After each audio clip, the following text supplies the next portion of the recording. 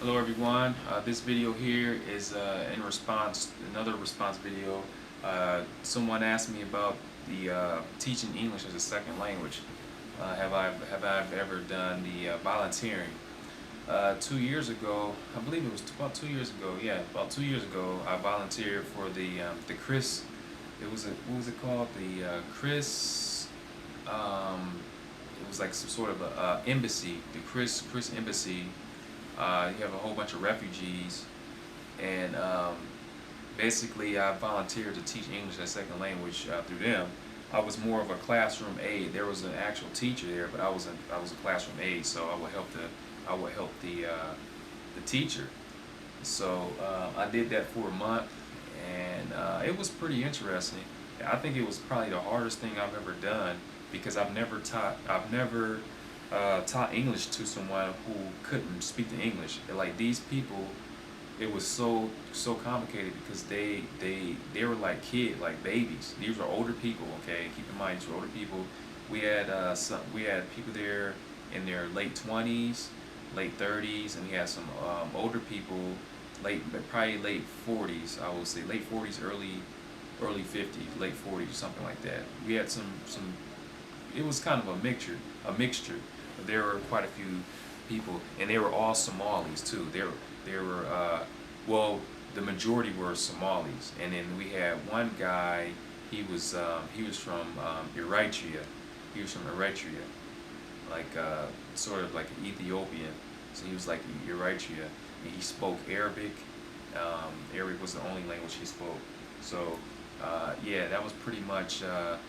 Yeah, he was the only non-Somali in that classroom, and it was. I had a lot of fun. I had a lot of fun. I like working with foreigners, especially in that case. They didn't know how to speak English, so we would go through a bunch of drills and whatnot, and practice over and over.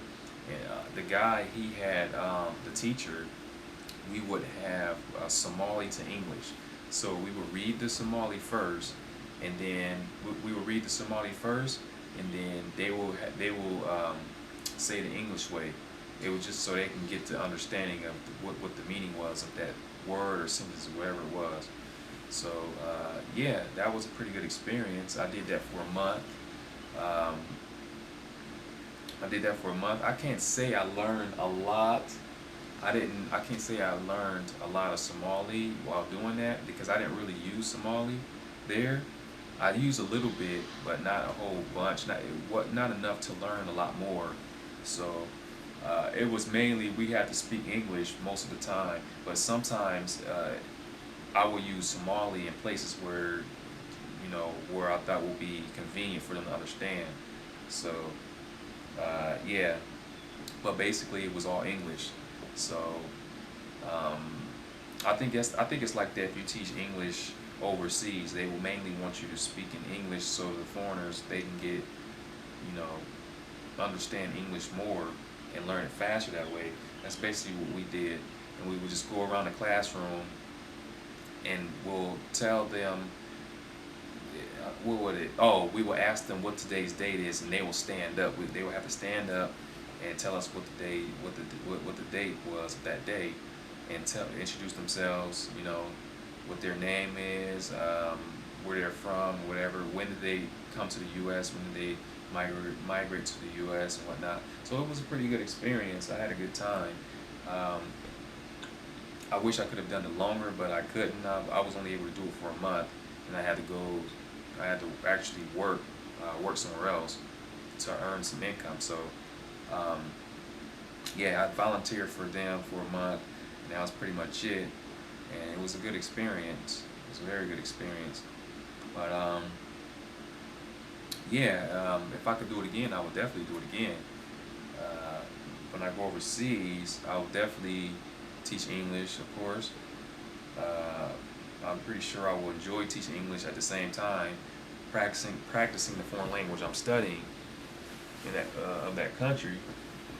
So yeah, that's the response for this video.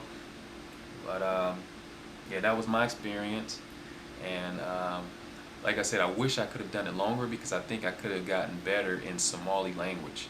I think I could have gotten better speaking Somali if I would have worked there longer. Unfortunately, I couldn't continue. So it's okay though, because Columbus has a large. I think Columbus in the U.S.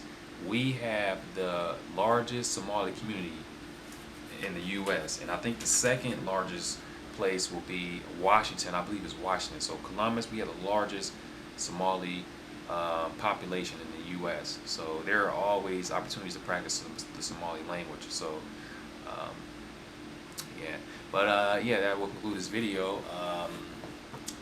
And if you guys have any other questions, I will get back to you ASAP, or make a, if it's not a long response, if I feel it's not a long response, I'll just reply you through email. But if I feel that it's a long response, and perhaps some others will ask me similar questions, I will just make a video response for everyone. Alright, thanks for viewing the video.